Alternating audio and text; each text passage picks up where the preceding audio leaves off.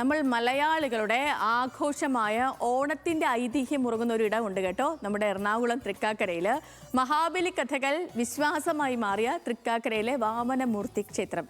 ചരിത്രങ്ങളും ഐതിഹ്യങ്ങളും പുരാണവും ഒക്കെ ഒരുമിക്കുന്ന അപൂർവ ക്ഷേത്രം എന്ന പ്രത്യേകത കൂടി തൃക്കാക്കരയിലെ ഈ ക്ഷേത്രത്തിനുണ്ട്. അപ്പം തൃക്കാക്കര വാമനമൂർത്തി ക്ഷേത്രത്തിൻ്റെ വിശേഷങ്ങളാണ് ഇന്നത്തെ ദൈവമേ കേട്ടുരാമിൽ.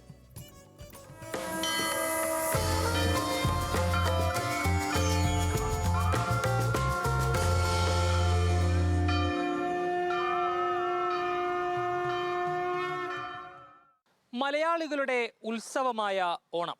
ആ ഓണവുമായി ചരിത്രപരമായും ഐതിഹ്യപരമായും വളരെയേറെ ബന്ധമുള്ള ക്ഷേത്രങ്ങളിലൊന്ന് അതാണ് തൃക്കാക്കരയിലെ വാമനമൂർത്തി ക്ഷേത്രം. ഇന്ത്യയിൽ തന്നെ വാമന സങ്കല്പമുള്ള അപൂർവം ചില ക്ഷേത്രങ്ങളിൽ ഒന്നുകൂടിയാണ് ഇത്.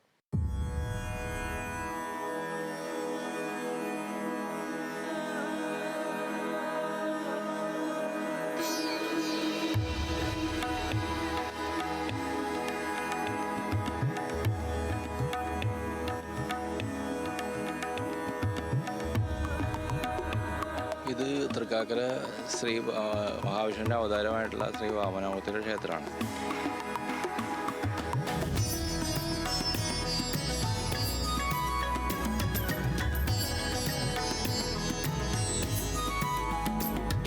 കേരളത്തിന്റെ ഐതിഹ്യ ചരിത്രത്തിൽ വിശ്വാസത്തിന്റെ ഉറച്ച അടയാളമായി നിലകൊള്ളുന്ന ക്ഷേത്രമാണ് തൃക്കാക്കര വാമനമൂർത്തി ക്ഷേത്രം.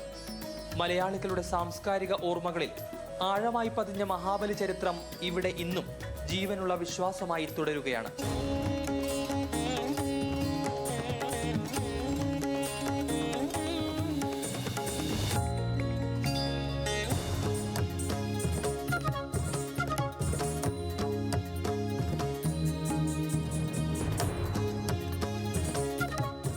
വാമനനാണ് ഈ ക്ഷേത്രത്തിലെ പ്രധാന പ്രതിഷ്ഠ. ചതുർബാഹുവായ വിഗ്രഹം പ്രതിഷ്ഠിച്ചത് പരശുരാമനാണെന്നാണ് ഐതിഹ്യം. ശ്രീകോവിലിനകത്ത് 7 പടികൾക്ക് മുകളിലായാണ് വിഗ്രഹം സ്ഥാപിച്ചിരിക്കുന്നത്. നല്ല വലിപ്പമുള്ള വട്ട ശ്രീകോവിലാണ് ഈ ക്ഷേത്രത്തിലേത്. മേൽക്കൂര ചെമ്പുമേഞ്ഞതെങ്കിൽ മച്ച് ദാരുനിർമ്മിതമാണ്.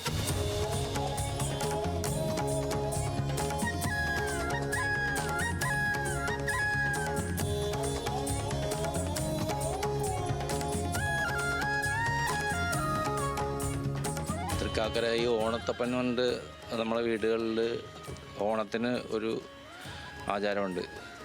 എല്ലാ തിരുവോണത്തിന് ആ ഓണത്തപ്പൻ എന്ന് പറഞ്ഞാൽ നമ്മൾ തൃക്കാക്കരയപ്പനാണ്. എല്ലാ വീടുകളിലും ഓണത്തിനാകുക.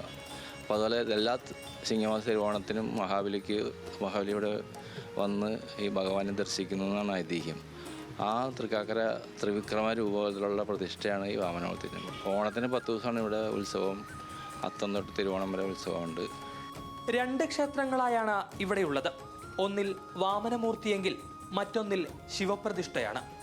8 ഏക്കറിലധികം വിസ്തീർണമുള്ള അതിവിശാലമായ സ്ഥലത്താണ് ഈ 2 ക്ഷേത്രങ്ങളും നിലകൊള്ളുന്നത്. വാമനന്റെ തൃക്കാൽ പതിഞ്ഞ സ്ഥലമാണ് തൃക്കാൽക്കരയും പിന്നീട് തൃക്കാക്കരയും ആയിത്തീർന്നത് എന്നും ഐതിഹ്യമുണ്ട്.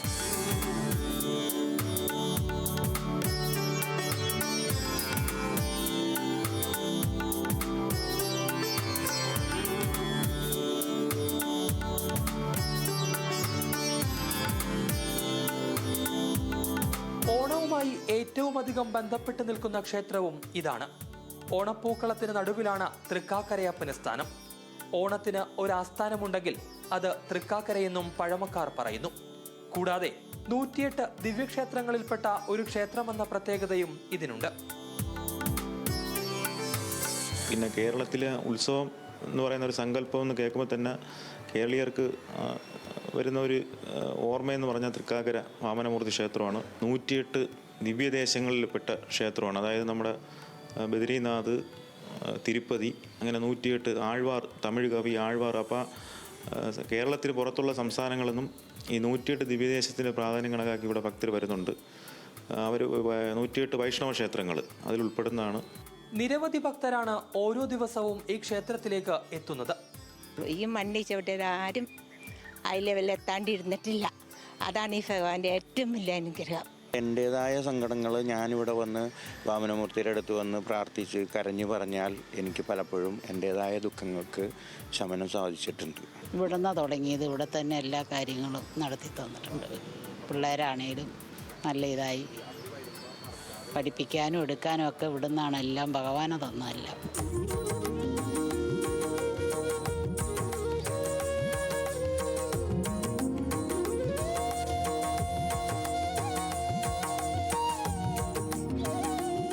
ഐതിഹ്യം ഇവിടെ കഥയല്ല, അത് ഇവിടെ എത്തുന്ന ഓരോ ഭക്തർക്കും ജീവിക്കുന്ന അനുഭവങ്ങളാണ്. മഹാബലിയുടെ സ്മരണയും വാമനമൂർത്തിയുടെ സാന്നിധ്യവും കാലാതീതമായി ലയിക്കുന്ന തൃക്കാക്കരയിൽ നിന്നും ക്യാമറാമാൻമാരായ വിഷ്ണുവിനും സജയ്ക്കും അലോഷിക്കുമൊപ്പം അബ്ദുൾ റഹീം, ന്യൂസ് മലയാളം.